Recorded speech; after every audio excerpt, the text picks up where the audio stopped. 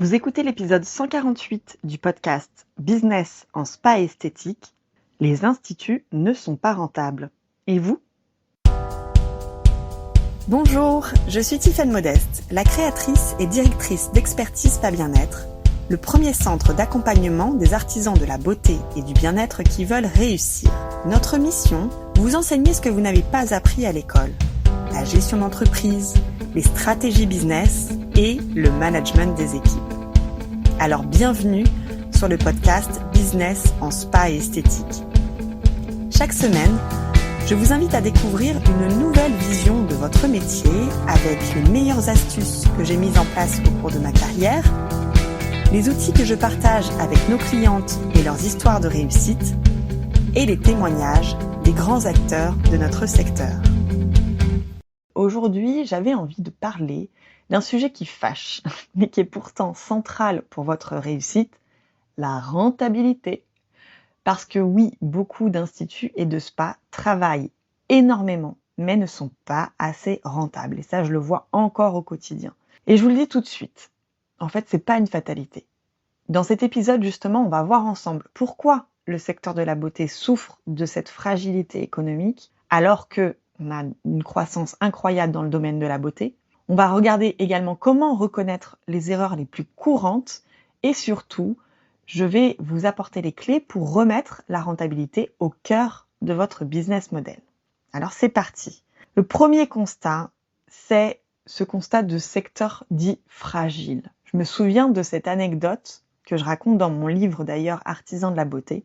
C'est qu'un jour, lorsque j'étais en réunion avec une marque de cosmétiques, le directeur de la marque, qui venait d'ailleurs du secteur du retail en fait, de la parfumerie, de la cosmétique de grande distribution, m'a dit qu'en fait, ce qui l'a frappé lorsqu'il est arrivé dans notre secteur de la beauté professionnelle, des artisans de la beauté, c'était vraiment cette fragilité économique. Et il avait raison. Savez-vous que le segment professionnel, c'est-à-dire les instituts, les spas, les coiffeurs, les indépendants, ne représente que 3% du chiffre d'affaires global de la beauté.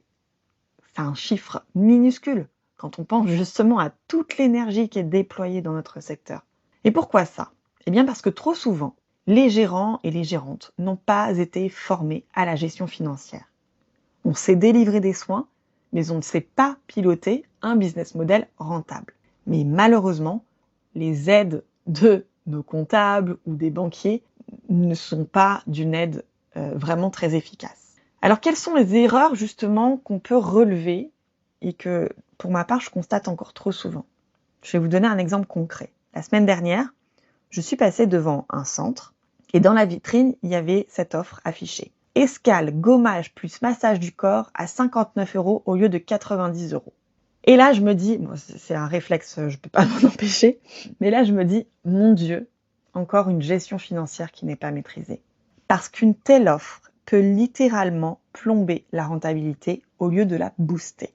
Autre erreur fréquente que je vois d'ailleurs en coaching, c'est l'erreur qu'on fait d'investir massivement dans un appareil à la mode ou dans des campagnes de pub, mais sans avoir vérifié en amont que la rentabilité est là. Je dis pas qu'il faut pas avoir ces investissements, il faut investir, et d'ailleurs j'en ai fait des épisodes autour de ce sujet-là, mais avant de vous précipiter à investir, vérifiez d'abord que votre rentabilité et votre business model sont sains. Erreur aussi fréquente, faire la course au chiffre d'affaires. Ça, c'est vraiment ce côté vite, je veux faire du chiffre, sans se rendre compte que plus de chiffre d'affaires ne veut pas dire en fait plus de marge. Je vous en ai d'ailleurs parlé dans l'épisode 113 qui s'appelle « Le chiffre d'affaires, c'est bien, mais ça ne suffit pas ».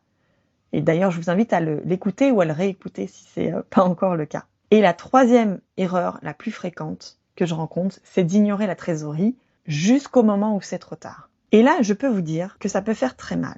Récemment, j'ai une gérante qui m'a appelée en urgence et qui a dit « je n'ai plus de trésorerie, j'ai investi dans la communication, j'ai investi dans un appareil, ça m'a amené des clientes, mais en fait, je dois réinjecter sans cesse pour continuer d'exister, et sauf que là, ça ne tient plus. » Alors, situation qui existe encore très souvent, mais pour cette gérante, si elle avait justement pu analyser sa rentabilité avant de prendre cette décision d'investissement, si elle nous avait contacté d'ailleurs avant ces décisions-là, on aurait pu éviter ces problèmes de trésorerie. Alors concrètement, qu'est-ce qu'on peut regarder, qu'est-ce que vous pouvez observer comme un peu des signaux ou un radar à surveiller? C'est vraiment ces ratios qui changent tout. Premier ratio à regarder, c'est la ventilation de votre chiffre d'affaires. Ici, la ventilation classique, entre guillemets, du chiffre d'affaires dans un institut, ça ressemble souvent à ça. On a 50% ou plus qui est dans la masse salariale, on a 25% ou plus qui sont dédiés aux charges fixes. Cette année, on a eu beaucoup de cas où on était plutôt dans les 30. On a à peu près 18% qui sont partis dans les charges variables, donc tout ce qui est stock, consommable, etc. Et il reste en général un petit 4% qui sont soit dédiés à hauteur de 2% en investissement, donc appareil, de budget, marketing et communication, formation, etc.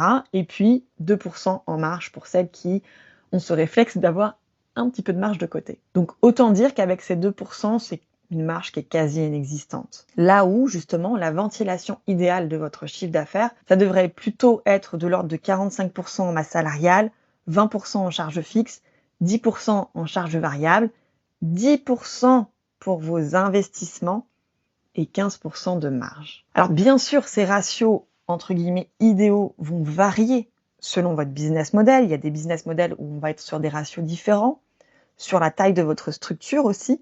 Mais ce qu'il faut retenir, c'est que votre marge ne doit pas être la variable d'ajustement. Et c'est trop souvent le cas. Alors, quelles sont les clés justement pour reprendre le contrôle? Les centres qui s'en sortent et qui créent de la vraie rentabilité, ils ont un point commun. C'est qu'ils travaillent sur leurs chiffres. Et je vais vous donner un petit peu leur secret. Numéro 1, comprendre vos chiffres.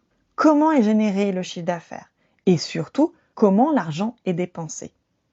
Une fois qu'on a fait cet état des lieux-là, on peut construire ce qui s'appelle le prévisionnel budgétaire.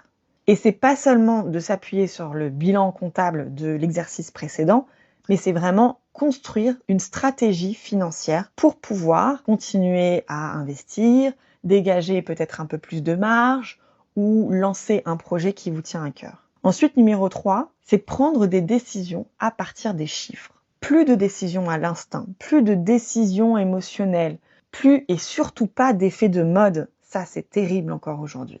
Numéro 4, investir avec du sens. Pas parce qu'une promo est tentante, mais parce que c'est aligné avec la stratégie que vous voulez avoir. Et numéro 5, c'est le suivi de vos actions dans le temps. Et pas juste lancer une promo en espérant que ça va marcher. Aujourd'hui, ça marche plus d'ailleurs en fait. Quand vous savez lire vraiment vos chiffres et ajuster justement votre business model, tout devient plus simple. Vous arrêtez de courir avec cet effet de promotion dans tous les sens qui en plus casse vraiment la valeur de notre métier. Vous arrêtez de chercher le toujours plus, toujours plus, toujours plus. Et là, vous commencez vraiment à bâtir ce modèle solide. Alors, je vous pose la question. Est-ce que vous pensez, au regard de tout ça, que vous êtes vraiment rentable? Si la réponse est « je ne sais pas trop » ou « j'ose pas trop regarder », là, il est temps d'agir. Ne laissez vraiment pas vos finances être dans une boîte noire. Apprenez à lire vos chiffres, à comprendre votre rentabilité et à construire vos décisions sur cette rentabilité. Chez SBE, c'est exactement ce qu'on fait avec nos clientes. On les aide à remettre de la clarté dans les chiffres pour bâtir cette entreprise solide, rentable et surtout un cadre de travail qui soit épanouissant et pas stressant. Parce que votre métier, c'est pas seulement d'apporter du bien-être à vos clients et vos clientes, c'est aussi et surtout de vous créer une vie qui soit équilibrée et un business qui vous rende fier. Je vous souhaite une très belle semaine et je vous dis à la semaine prochaine pour un nouvel épisode. Si vous souhaitez aller plus loin et transformer votre activité et vos méthodes de travail, rendez-vous sur notre site internet expertise-spa-bien-être.fr. Découvrez le programme d'accompagnement et les cours ESBE conçus pour vous aider à développer vos compétences et faire de votre activité un véritable succès.